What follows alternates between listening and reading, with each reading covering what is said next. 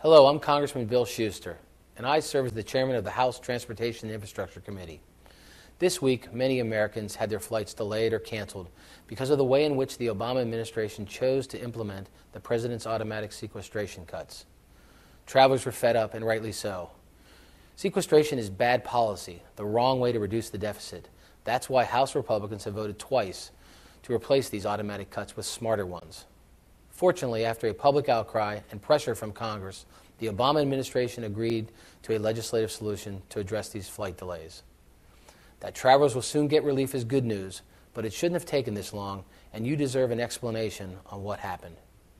From the get-go, the Federal Aviation Administration could have acted on its own to responsibly implement the president's sequester without inflicting this kind of pain on the public. They could have cut spending elsewhere. They could have taken into account air traffic patterns and made sure controllers would be in place where they were most needed. Or they could have reached out to Congress and the airlines to have a plan in place ahead of time. Instead, the FAA imposed blanket across-the-board furloughs, including air traffic controllers, causing these extensive delays. Why?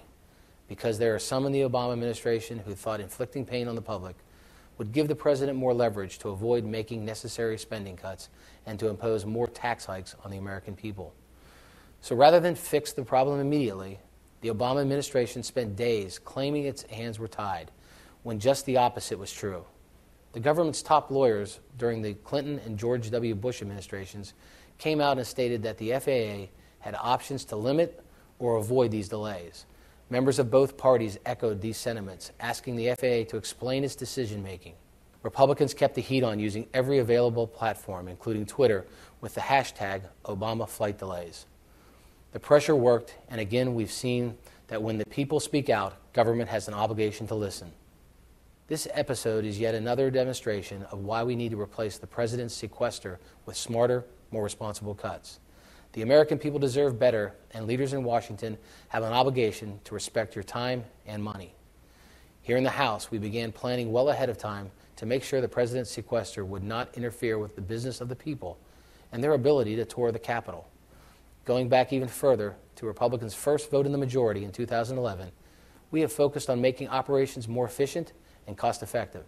As a result, the House is on track to save taxpayers more than $400 million in operational costs. We've shown working families we can do more with less, just as they are. This isn't something to pat ourselves on the backs over. It's just what good government looks like. Thank you for making your voice heard, and enjoy the rest of your weekend.